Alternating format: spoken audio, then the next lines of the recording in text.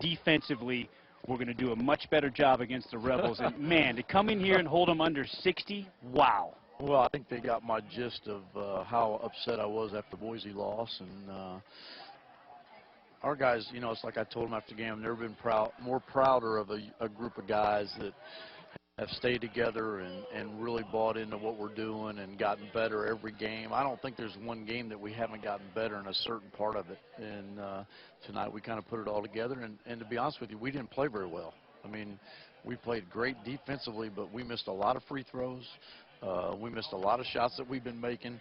But Kendall Williams was terrific. And, you know, I've been saying it all along. Cam Bairstow's had a monster year, and he's been a beast, and I'm more proud of him than anybody. And, you know, you can't take that away from him. But Kendall Williams, if he's not one of the best guards in the country, I'd like to see those guys and let them put him on the floor with him, because I don't know if there's anybody I've seen at the guard position this year that was like that.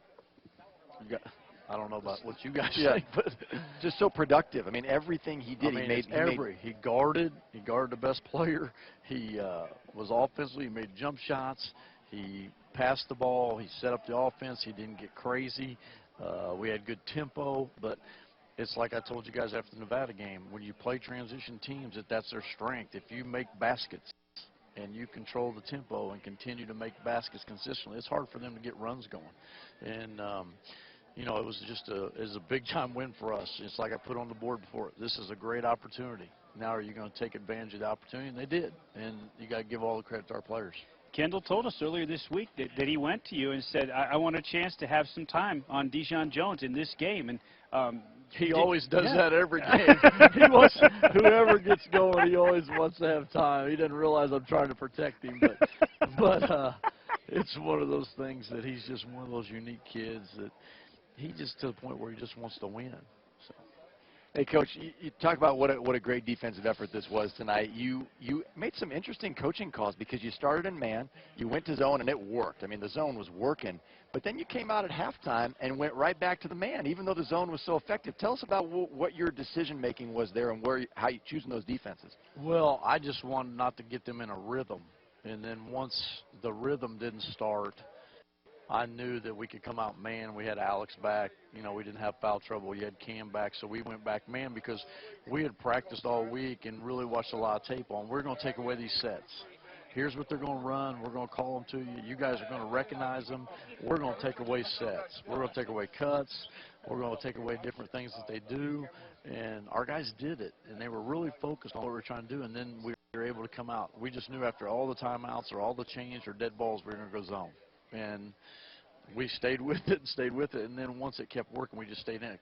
Similar to what happened with Nevada. I mean, Nevada, we did the same thing. We went zone, and, you know, we had a weird lineup in there for a while. We had Hugh and Pancake and Cullen and Merv and Cam.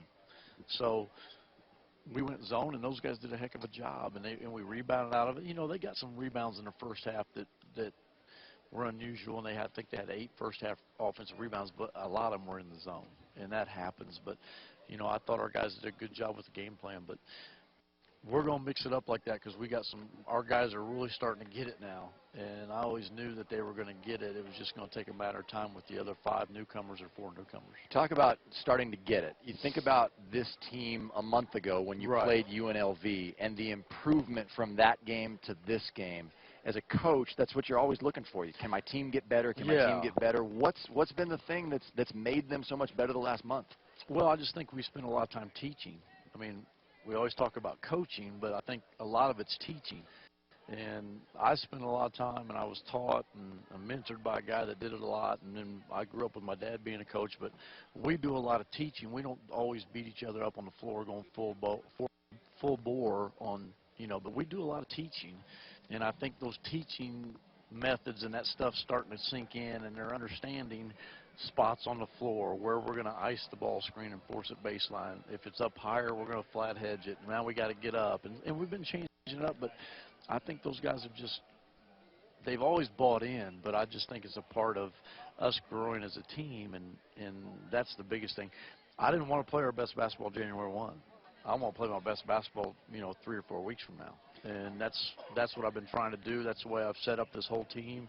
I've set up this whole practice schedule. I set up how many minutes they're playing, how much we're practicing. I mean, put a lot of time into it. Talked to a lot of people about how to do that, and I think we're slowly getting there, but we still have a ceiling to get to, and we got some ways to go.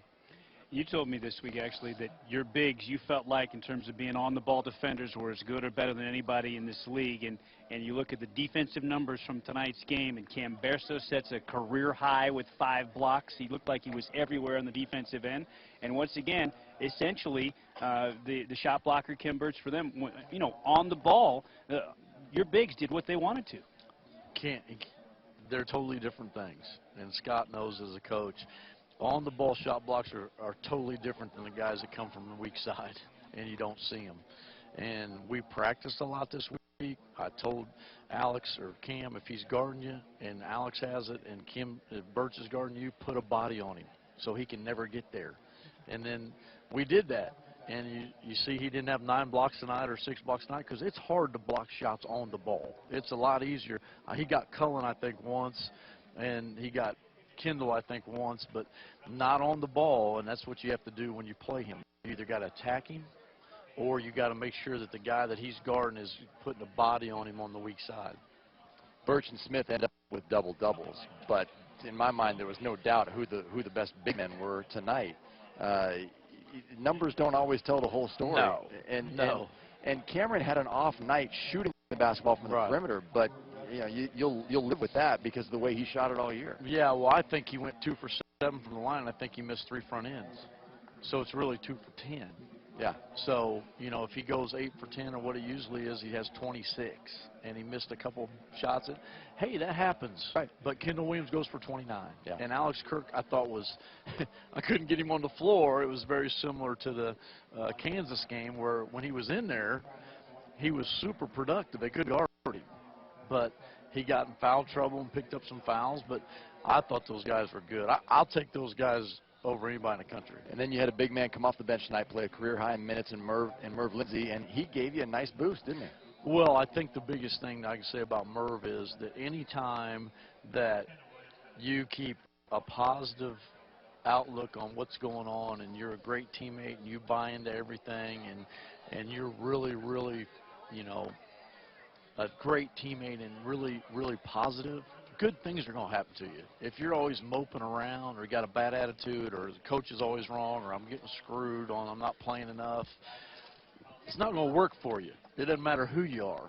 And that kid has done everything I've asked him to do. He's come in my office and talked to me about it. And I told him, I said, you better be a good teammate. You better work your butt off in practice. And if you do that, you're going to get a chance. Now, I don't know when it's going to be, but it's going to be a chance, and it's going to be a big breakthrough for you. And that's what just, you know, positive thinking happens for kids and guys that stay the course and buy into the team concept. It's a great life lesson. And all right, now look, you're 6-1 on the road, which is incredible. It's just a ridiculous number. But now you get to go home, play San Diego State, and the hype meter is off the charts starting tomorrow. Talk about keeping your team focused, coming off a big win and getting ready for a big game, but being focused I told them when we left the locker room, enjoy tonight, and you know, go back and get something to eat and get some rest. And we'll worry about it. Coaches will work through the night, and we'll try to get ready for them. But I just wanted them to enjoy it. It's just another opportunity. I mean, that's all it is. It was same thing, you know, 3 or 4 years ago when BYU was third in the country, and we beat them twice. So. You know, it's my guys will be ready. My guys will be focused. My guys are, I know, have been waiting for it. And we all want the opportunities. And we had a great opportunity tonight. And it's like I told them, you took advantage of it. You had national TV audience, not a lot of big games tonight on TV. You're about the only game on TV, so I'm sure we got a lot of great coverage for that in our program. And not only the state of New Mexico, but also our university, which is good for us. But they know the importance of it now. They've been there before. There's a couple of those guys who won more than one championship. So they've got those other guys dialed in. And so it'll be interesting. It's going to be interesting the next 4 or 5 games. I asked you before the game if you thought that they had kept their focus on UNLV. They clearly had. And the other thing you said this week was, yeah, if they I do don't that. know, I don't know if UNLV had their complete focus on us. and they were able to do that. They would be able to set themselves up to where they had everything in front of them, where they take care of their own destiny. That's what I just talked to them about. I don't think I know all the answers. I don't try to think that I'm the greatest coach in the world. This is my first year coaching. I make mistakes. We all make mistakes. I'm getting better. I'm having fun. I've been there before. I've been in these games before. But I just told our guys, here's the deal. If you'll listen to me and take one step at a time on this big journey, at the end of the journey is going to be a great reward, and you just got to be one step at a time. Well, they did one step tonight, and now I know that they're going to enjoy it, and then we're going to take the next step, and it's going to be another great opportunity that if they do what they're supposed to do, they're going to end up with a great reward at the end. Well, the next step, very exciting one coming up, San Diego State on Yeah, Saturday. it's going to be okay, I think. Nice job. Good win. Thanks, appreciate it.